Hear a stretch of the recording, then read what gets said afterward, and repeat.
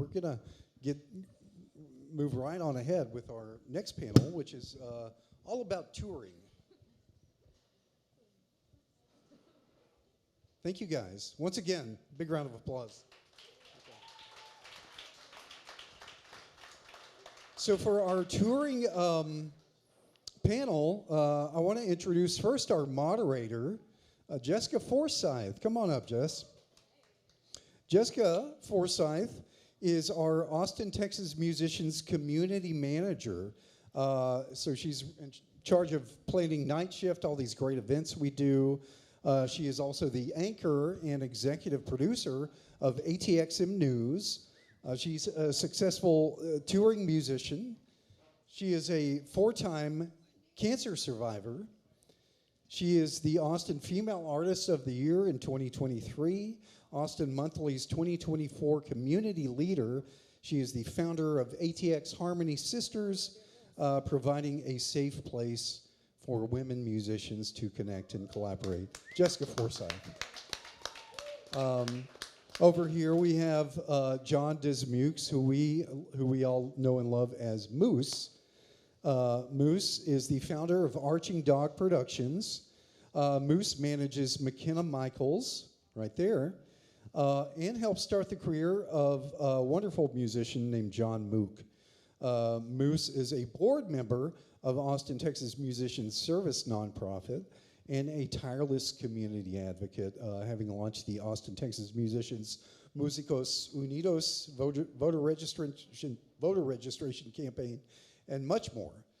McKenna Michaels over here is a touring artist based in Austin with songs charting on the Billboard Adult Contemporary and number 4 on the Billboard Holiday Charts, and is coming off of her 5th successful European tour. McKenna is going to tell us a lot more about her message and her platform, and I just love this artist so much. And then one of my best friends right here, Scott Strickland, recording and touring artist based in Austin, is also the City of Austin Music Commissioner for District 8 and a Austin, Texas Musicians Advisory Panel member. Scott Strickland, yeah.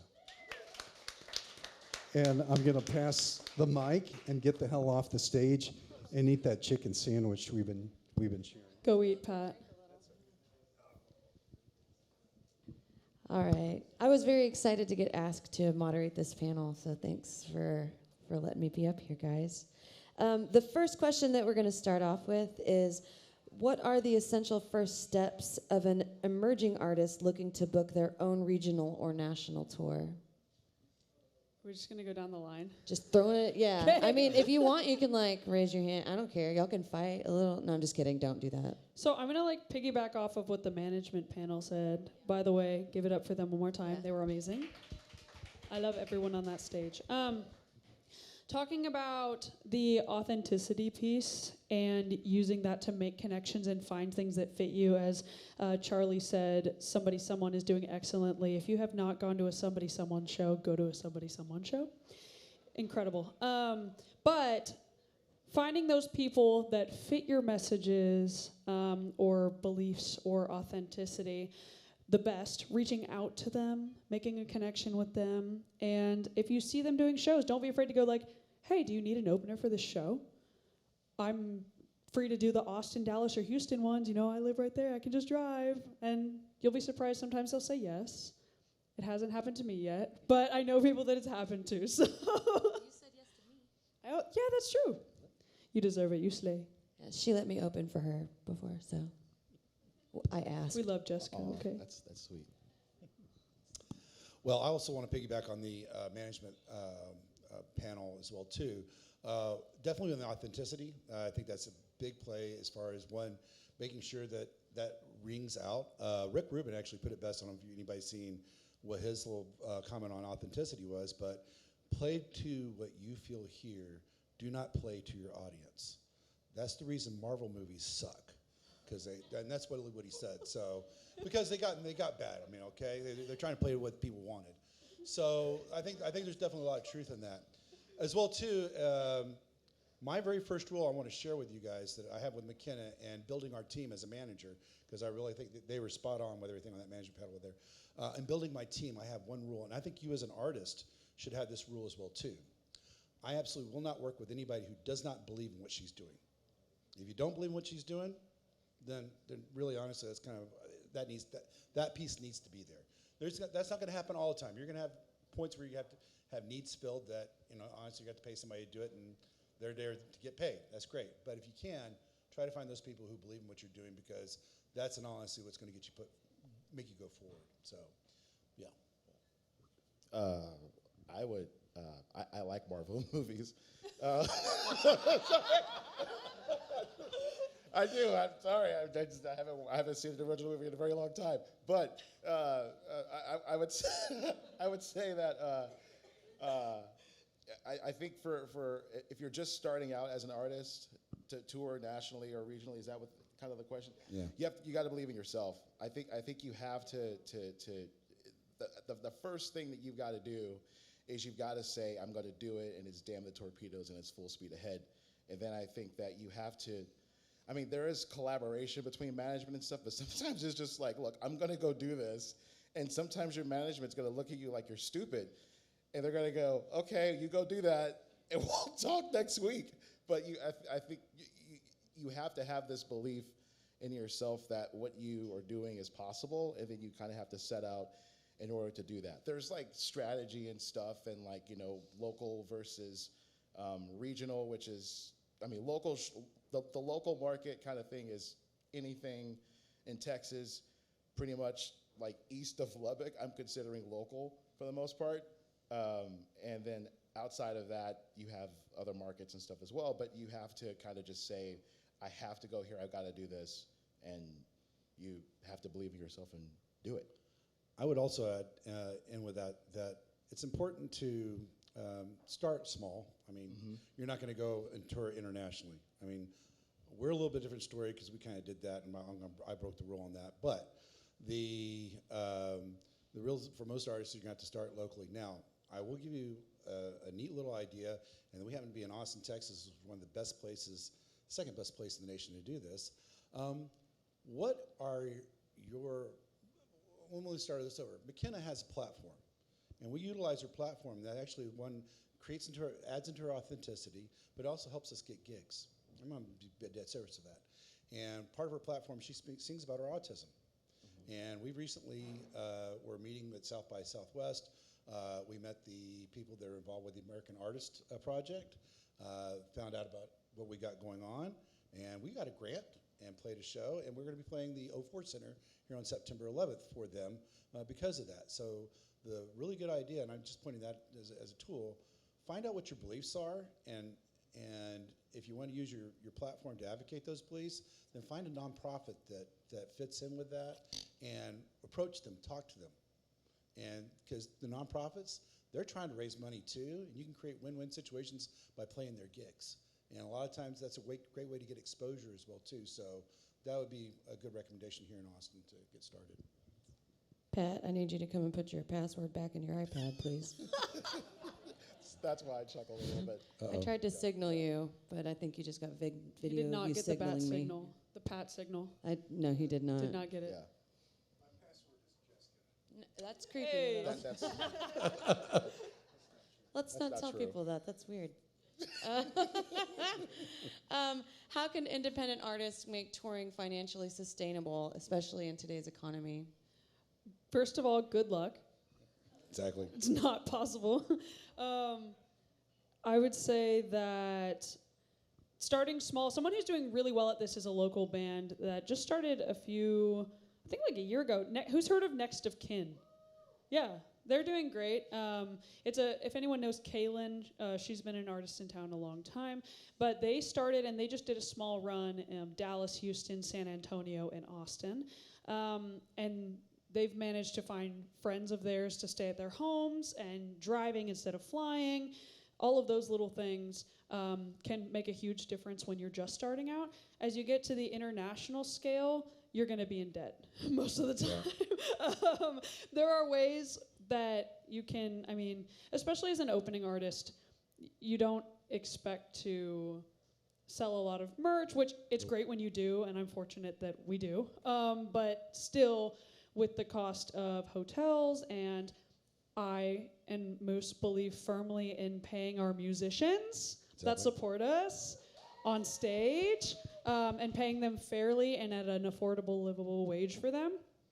That adds up, though, and puts you into the area where you're not breaking even, which is okay. But there are little things you can do between that, sharing rooms, getting a van. Airbnb, yes. If you're touring with a band, Airbnb is a big deal. Renting instruments in each city saves you money, especially there's so many things, but it's going to be very hard, and it's increasingly getting more difficult with the way that the economy is. I have been a full-time musician for 3.5 years and just recently had to get a job again, and that is sad and exhausting, and I know that every person in this room is probably feeling it to an extent, so it's hard. There's absolutely nothing wrong with you having a job and doing this. Nothing wrong with it. It's more just like finding the energy to have a job and be a musician is a lot, especially because doing music full-time or trying to make a full livable wage career out of being a musician requires more energy than a normal job to do, and then you have to do that on top of having a normal job, and that's where it gets hard. Thank you, Scott. Sorry. There was a question earlier about merchandise, and that's another on tour lesson I've learned. So if you're going to go on tour, especially if you're touring internationally, try to find a merch agent that's in your area. So like if you're going over to Europe or Germany, I've got a guy that's in the Netherlands, and I got a guy that's in the UK. I use both of them when we're over there to go buy our merch, because it's a hell of a lot cheaper than buying merch here and shipping it over with you. That's an extra suitcase. So there are some things about that you can work out and buy just exactly what you need for the merch. That is probably one of your biggest revenue lines on tour, by the way. So that being said, too, also on tour, to add into what was on the earlier conversations on building your audience, it is very important. If you're not doing this, do your meet and greet after your show. I think there's nothing more important. I think that Annie had mentioned a little bit about that as well too. But definitely meet your audience, go out there and talk to them. It gives you an idea about how how you're doing. Honestly, that's one of the things on tour that honestly keeps, I think, McKenna and I both going, is those meet and greets afterwards, because we've gotten some really incredible stories from people on the connections that they're making with her music. So it adds into that, but also definitely helps in with that authenticity, helps in with keeping that fan base, and you get super fans. I will tell you, I was completely blown away the past 2 tours. We've had kids show up 9 hours ahead of our gig to stand in line just to make sure we're front and stage. I didn't think that kind of crap happened anymore, but we're making it happen. To tie it into the financial question, what he means by engaging with the audience is it results in ticket sales the next time you go back. Exactly. The international thing, I've done that, but it was a partnership with Visit Austin, and they paid me pretty well to go overseas and do that and come back. But I'm going to start there by saying that a possible partnership, or if you have an investor or someone, it doesn't have to be like an investor person. It could just be someone that that has a little bit of money, maybe believes in you. Like, you should ask them to help you go and tour.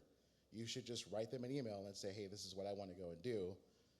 Can you help me do this? And they will probably, 9 times out of 10, I promise you this, they will probably help you out, and they'll at least give you something, a check, a Venmo, or whatever, and it will be something significant, maybe, to help you go and do that thing that you want to do. In terms of something grandiose, and I'd consider international a pretty grandiose thing. And congrats on you all for all the success that you've had in doing that. Whether it's monetarily success or not, it doesn't matter. It's successful because you are alive and you're here and you did that thing that you did and you impacted people and lives when you were there. And that's the whole point. It's planting seeds, it's sowing oats, and that's what's important.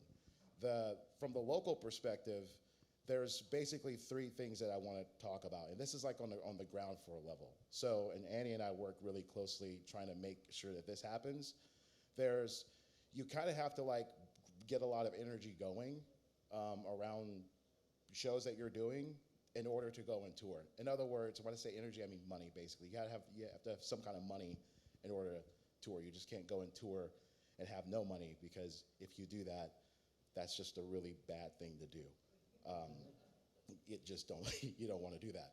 But there's your guarantees, basically. So like it's the guarantee where you are going to get a check no matter what, no matter who shows up, no matter who buys tickets, no matter what. Guarantee. Then you have your ticketed shows. And then your ticketed shows are basically, that's a percentage, and you're negotiating that, with folks and all that stuff. Typically, this starts about 6 months out, and you have to start, and Jessica is an artist as well. I don't know why you don't have a microphone. Actually, you do. I do. Yeah, but if you want to add anything to this too, you can. I but, will.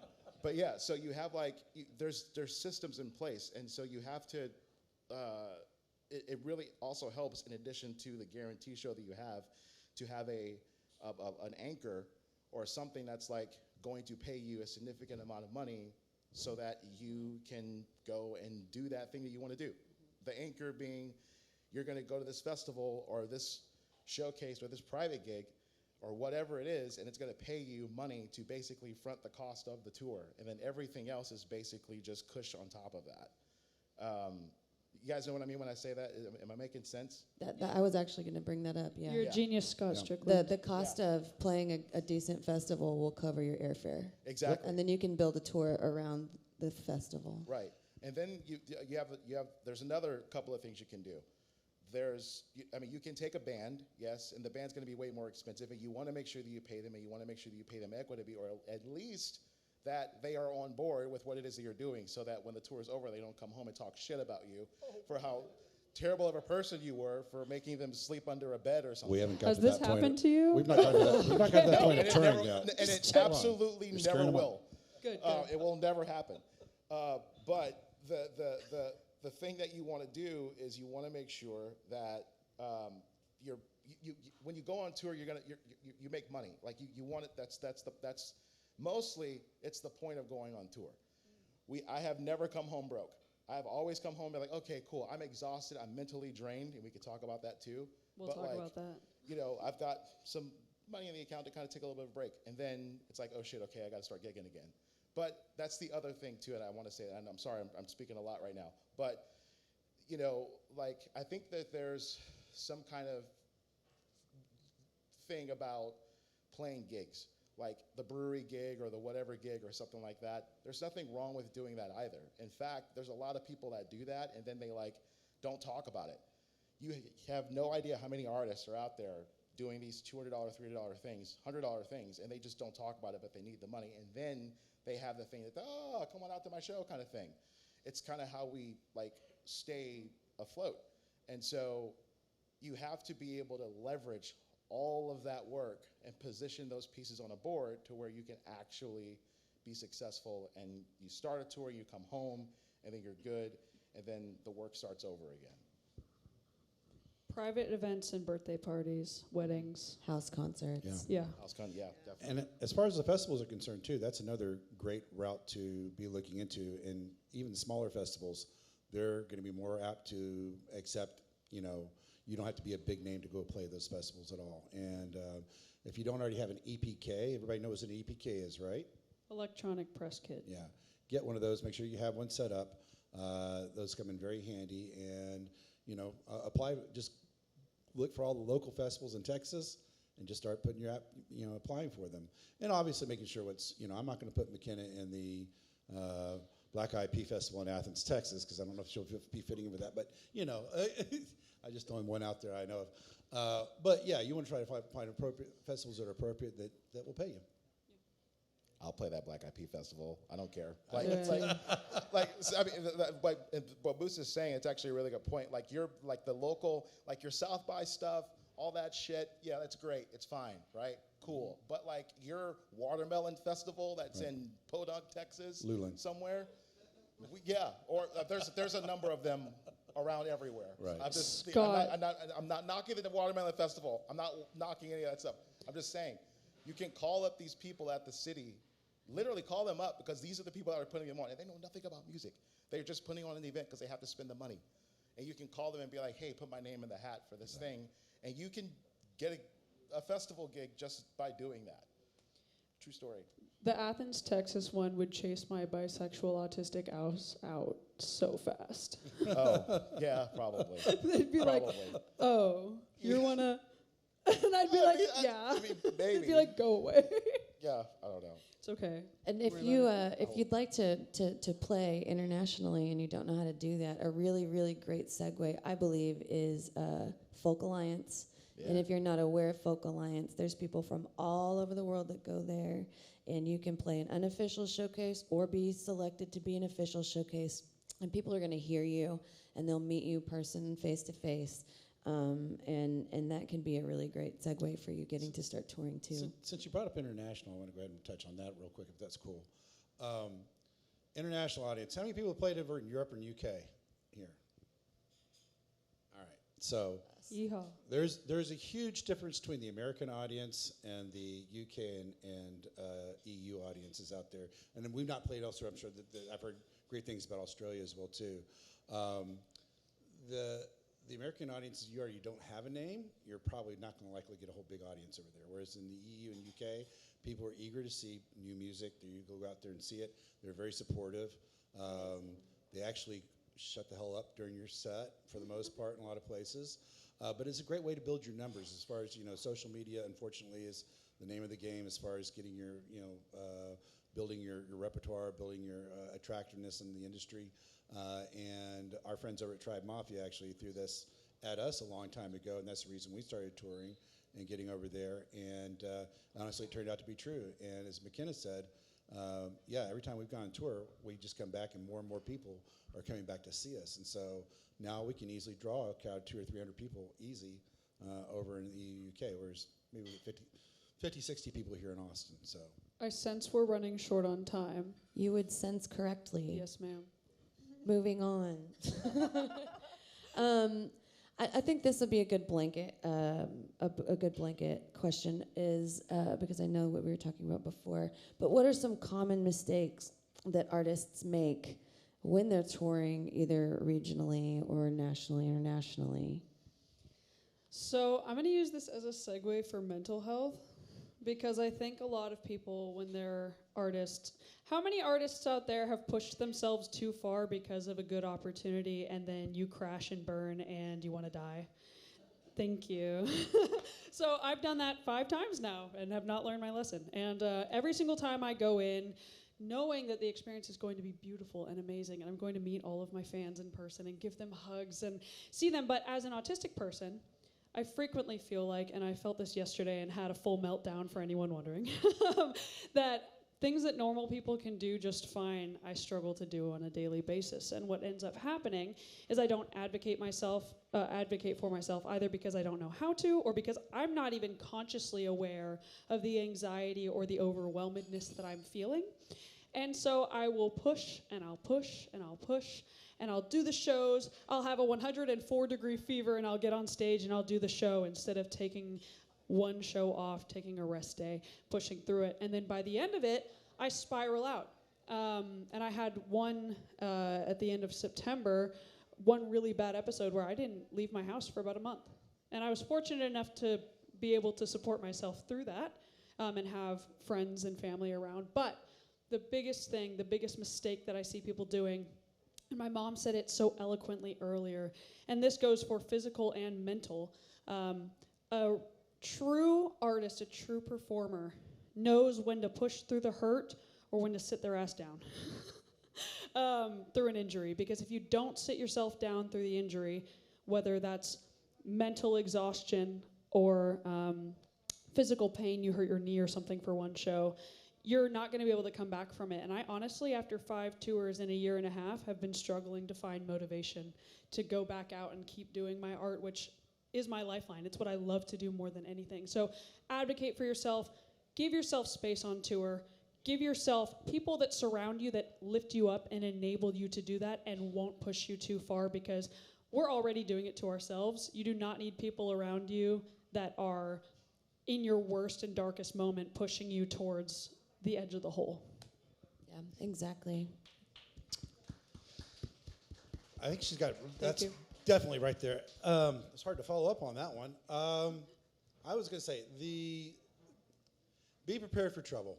I do when I'm on the road, I actually write a little bit called Touring is for Masochists. It's true.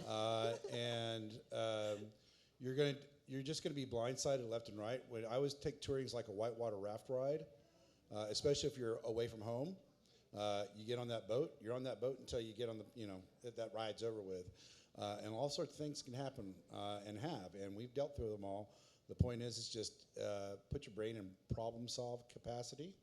And you just get ready to problem solve. This is not the time to worry, cry, do anything in those lines. You'll want to. It is very, very stressful, but definitely have that mindset to engage those problems and be ready for them, because you will run into problems, period. We've done, and stuff is hard knocks, school hard knocks. We didn't know about European voltage issues, and so when we brought our keyboard over and plugged it in our very first gig, it didn't work. We literally had a friend of ours, 5 minutes to go on stage, bring up an extra keyboard because It was like a Costco keyboard, like one of those Yeah. really awful clackety keys keyboard. But we I'm played sorry, the show. but for the sake of time, we have just a few more minutes, and I would definitely want to let Scott speak. Thank you. You guys didn't have a converter? No, we did, but it burnt out the thing. Oh, God. Did Dave's piano die? Yeah. Man, that sucks. It's okay. The common mistakes, I think, are the two things that are going to make you money, which is merchandise. That's your secret weapon. Put that shit in a suitcase and take it with you on a plane and pay the extra fee to have it, whatever, $65, whatever, because that's probably $1,000 worth of merchandise that you have in that suitcase. And I learned that from Natalie Price, who learned that from Betty Sue. So that's your secret weapon. The second secret weapon that you have is your email list complete with zip code. So and hear me out, this is anywhere you go, it doesn't matter. Take a suitcase with you, take the merch with you. If you don't have all the boxes and stuff, get a suitcase, just pack that thing full of merch and just take it with you. The email list is also super important with zip codes so that you can know where you were at every single show that you have. Print out an email list with every single show that you do, whether it's Houston, Dallas, Austin, UK, whatever it is, whatever the venue is, get it first name, last name, zip code at least. And then you categorize that in your email list so that you have that. That way you can target them later when you're disseminating all of that information after your journey, after your tour. Wonderfully said. I'd like to move to questions and answers, guys. She was ready. Hooray. What's your perspective on tracks? Oh, great question. I use tracks and live instruments when I tour. Most of the time I try to have one instrumentalist, usually a drummer, and then our tracks are recorded with live instruments. The only thing that would be unnatural to the audience sounding would be the backing vocals. But I do all of my vocals live and everything aside from any backing vocals. I think that they're super beneficial and can save you money, but I think that you need to have at least one musician with you to make it not sound like you're just lip syncing or singing karaoke. Exactly. And I would also say it depends on genre of music you're doing. So if you're doing pop, rap, or something along those lines, tracks works out a lot easier. Where if you're doing singer-songwriter or folk singing, bring your guitar. Yeah. Agreed. Next. Can I answer that question? No. No. Yes, of course you can. Tracks are good. You could also not have them if you don't want to. It depends. I think that if I don't know, I'm kind of a fan of whatever you see is kind of like what you should be doing, kind of thing. Do people care? I don't think so. No. Yes. No. Yes. Yes and no. I opened for somebody, I will not say who they are, but they were singing with tracks, and people literally thought that they were lip syncing the whole time, complained about it after the show. I could hear them in the merch line being like, I don't think that they were singing. I don't think they were doing anything. This sounded so artificial, but I know that the artist was singing. It just, with too much production, too much whatever, people don't believe it. So yes. Right. The dead giveaway on that was when he was singing and he was doing this. No, we said they. We're not giving any clues as to who this artist was. Well, okay. Thank you. Yes. They them. Nope. Who has a question next? Surely there's a question out there. It can be anything. Oh, got one. What's up, Austin? You're good. I'm loud. No, we're recording, so you're gonna. Great. Oh, it's being recorded? Yes. Could y'all, with the time that you got, because I'm sure it's a big rabbit hole, but the value of leveraging data for the purpose of routing. And so, one thing that I've always done over the years is leverage things like the email list or streaming numbers or merch sales and find those hubs and then try and hook in around them. So do y'all leverage any of that in your operations, both locally and internationally? I'll go ahead. So I think one of the things that definitely that I wanted to mention and make sure, and I'm going to use your question to mention this, beyond getting email lists, and we actually use Instagram friends and whatnot for that, but the other thing that's really important while you're doing on the road, it doesn't matter whether it's local or international, but definitely more important international, if there's a promoter for the show, get to know your promoter, okay? Get their information, exchange information with them. The venue owner as well too. Make sure you're getting the venue owners or venue contact as well too, because when you go back, if you make enough of an impression on those either venues and or promoters, those are the people that are going to get you set up on future tours.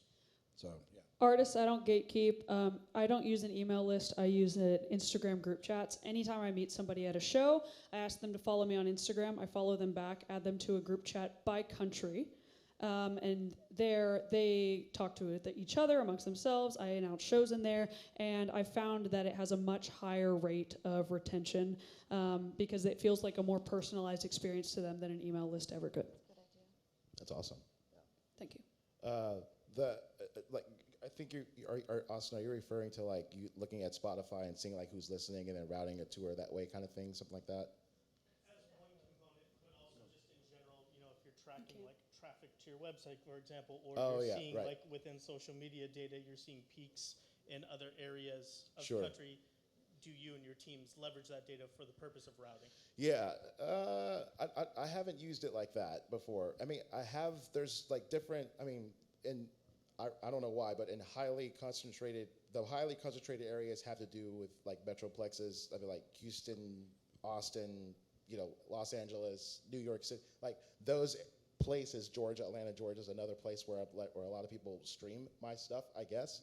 But there's also been a lot of people in Helsinki, or there were for a while streaming my stuff, and I was like, what's going on there? Yeah. And it turns out that there was like some streaming thing that was like giving me bots to stream my stuff, and a server was in Helsinki, and they were trying to make it look like it was everywhere else, and that was just complete bullshit. So the thing about it is you can, the heat maps that I see are the places that I go, and then when I go there, I have an influence there because I run those ads in those places, and then those places kind of influence where people listen to my music, and it's kind of a weird thing. Yeah, we had the same deal. McKenna has a lot of streaming in Australia, and we have pretty big, and it's continuous, so it's not bots or anything on those lines. So that's one of those areas. But the problem with Australia is it's super expensive to go there. So we haven't toured there yet. But yeah, it is on our view lookout though. Sorry, that was time. R.I.P. Is there any other questions? I bet we have time for one more yet. You got Yes, two, ma'am. Pat? We good with two more? All right, let's go back there, and then we'll come right over here. Hello. Hi. Hi. So how do you manage to stay creative while also dealing with the business side of music? I know. I'm sorry I'm asking this. So I'm a weirdo when it comes to writing. I can't write unless I feel something, meaning I can't even I don't write lyrics first. I don't write on a instrument at all. I have to, the way kids make up little songs, like they'll be walking around and they're like, la, la, la, la, la, la, la, just saying random stuff. That's how I write songs. Weird. But I can't do that if I'm stressed and overwhelmed. And most of the time when I'm so focused on doing content and recording songs and dealing with my personal life and dealing with all these meetings of setting things up and photo shoots and whatever's going on, I can't write. And so there are times when I will have 6 months, 8 months of nothing in my head, in terms of being a creative. And I think that to answer your question, I'm going to say don't kick yourself if that's you, okay? Be patient with yourself. If you force the creative process, you're not going to get what you want out of it. It's not going to be real. It's not going to be authentic, and you're going to resent the song or the art in general. But the way I've managed to keep my creativity going while touring, while doing the business side, is my outfits. And that's the one thing I can definitely do without fail. I'm like, oh, this show, I'm going to dress as Christine Daae from Phantom of the Opera. And that's how I keep it going. That's it. Love that. I would say that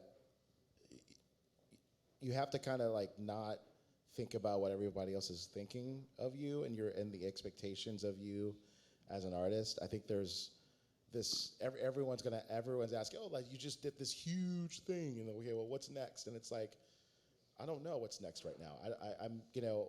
I think that if you're in this era of being creative, I think you have to lean into that. And I think that you have to kind of just give yourself the grace and the time that you need to kind of quiet everything else down while you're also trying to be creative. The creativity is the most important part of everything that you're going to do. Unfortunately, just the creative part of it isn't going to do anything for you in terms of making money or any of that stuff. It's just you creating so that you can give it away so that everyone else can have it and it's no longer yours, right? And that's how you make the money. But in the meantime, you have to create in order to be an artist. And so that takes time and it takes discipline and it takes, I call it being in the furnace. You kind of, there is this walk of this, there's this trial by fire, thing that you have to do. And there's a lot of faith that you have to have in doing that. And it takes a lot of discipline. And I'm still learning. I'm 41 years old, and I'm just now learning that, like this is a real thing.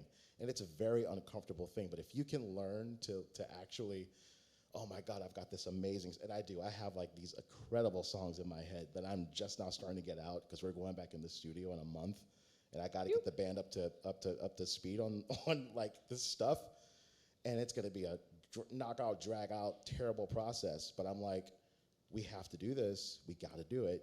And it's the most uncomfortable place I've been. But you have to be uncomfortable in doing that.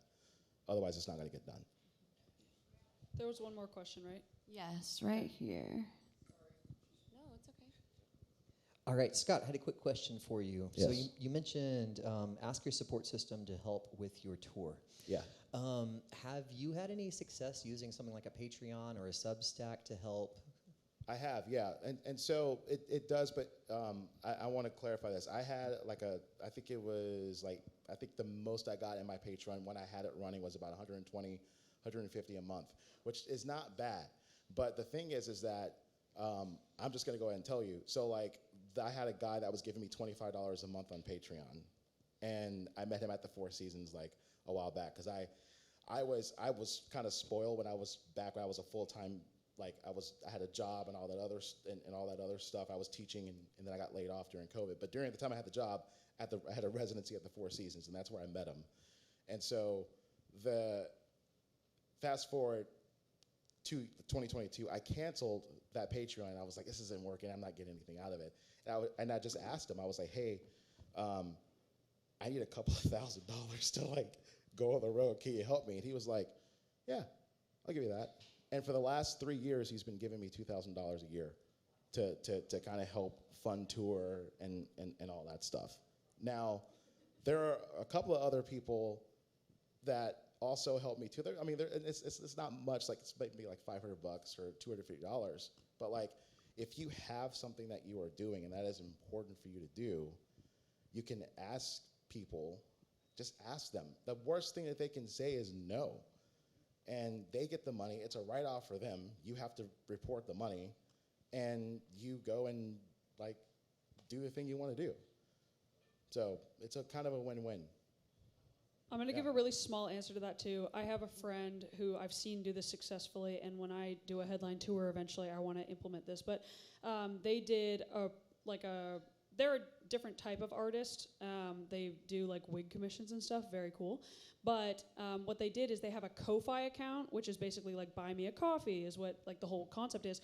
But they did before this massive event thing that they were trying to save up money to go to. Like they needed the plane tickets, they needed the hotel to go and be a part of this event that they were invited to be a guest at, that they were like, we can give you the guest spot, but we don't have the like budget in our whatever to do this.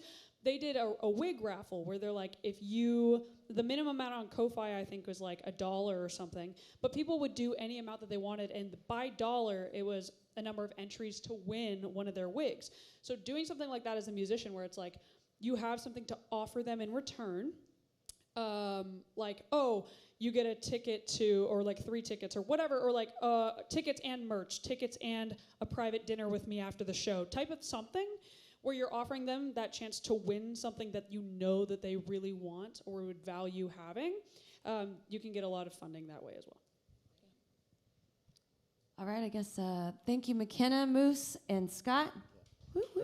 We got one So more. There's one thing that I do want to say. Music Cares is also a huge resource out there. Like, so if you, this happened to me last year. I forget what it was. We lost went to Arkansas. It was a whole mess. Annie knows about it. She's our manager. Yeah, and it was like a whole storm and all that stuff. So I called them up, and they basically they paid bills for me because I lost like a lot of money and work while I was also on tour. So if you have documented work and you lose that money because of acts of God or something or whatever, you can literally call Music Cares, and they will pay bills for you. They will not give you the money directly. They will pay your bills for you, though, up to a certain amount. I don't know how much it is, but yeah. Yeah, there's That's a few awesome. resources out there like that. If you either were too afraid to ask a question in front of everyone or have any unanswered questions, come talk to us. We're all friendly. Yep. Last thing I'll say is if you tour in Europe, bring Tupperware. The breakfast is great, and you can you can so eat it all right. day. You're so right. Let's give a big round of applause for Jessica, Scott, Moose, and McKenna.